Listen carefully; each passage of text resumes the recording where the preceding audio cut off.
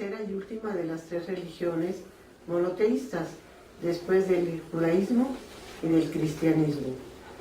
Esta religión tiene su base geográfica en Arabia.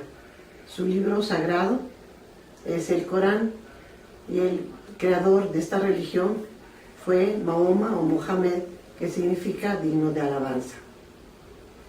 De Mohammed o Mahoma se supone que nació en el año 570 después de Cristo.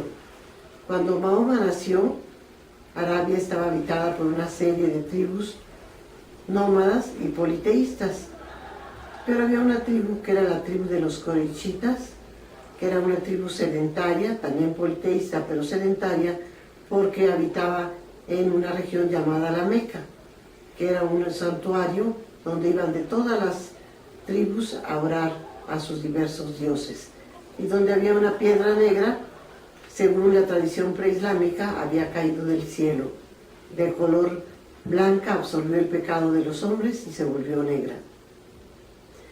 Todavía existe esa piedra y todavía la gente va a orar allí, pero en esa época creían en muchos dioses, y esa tribu pues más o menos estaba económicamente bien, gracias a todos los que iban de peregrinación. Dentro de esta tribu nació Mahoma. El que le puso el nombre fue su abuelo. Era un nombre en esa época muy raro, y sin embargo actualmente es el nombre más utilizado en el mundo. El más utilizado, el que ocupa el primer lugar, es Mohammed, pero en esa época era un nombre extraño. De Mahoma se sabe poco de su vida, de su infancia. Se supone que se quedó huérfano y que lo crió un tío.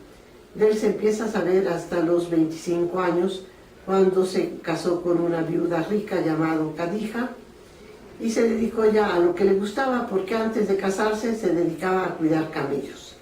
Cuando se casó se dedicó al comercio. Se supone que al ir a vender, a comprar productos a lugares cercanos, entró en contacto con monjes judíos, cristianos, y él le dio dando forma a la religión monoteísta. De Mahoma ya se sabe poco hasta los 40 años.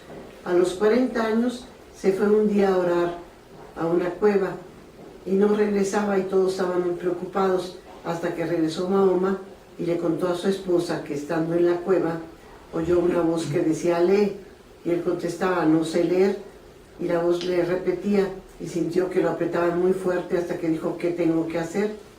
Transmitir la palabra de Dios. Hay un solo Dios, Alá, y tú serás su profeta. Mahoma salió muy asustado y se dio cuenta que el que le había hablado era el arcángel Gabriel. Se fue con su esposa, muy asustado, le contó esa experiencia y la esposa le creyó. Por eso Khadija fue la primera musulmana, porque musulmán significa creyente, y el Islam es la religión. Islam es la religión que significa sumisión a la voluntad divina, y los que creen en esta religión son los musulmanes. Ellos asimismos no se van a llamar mahometanos. Mahoma solamente fue un profeta. Esa fue la primera revelación, y la primera musulmana, su esposa. Después de eso pasaron unos meses, tuvo otra revelación, cuando despertó súbitamente y estaba el arcángel Gabriel con un caballo al lado, un Pegaso, y Mahoma le dijo al arcángel Gabriel que se subiera al Pegaso. Se subió, y el Pegaso salió volando y llegó hasta Jerusalén, donde fue a un templo a orar con los grandes profetas como Abraham, Isaac, Jesús, y estuvo orando, y hasta que sintió que una cuerda bajaba donde él estaba, tomó la cuerda y los elevaron al cielo, donde sintió la presencia de Dios. Por eso se dice que Mahoma es el último y el mejor de los profetas, al primero que llevó a Alá al cielo. Después de eso bajó y siguió orando, y ya se regresó a la Meca. Por eso Jerusalén es un lugar muy importante, y es un lugar sagrado para las tres religiones monoteístas.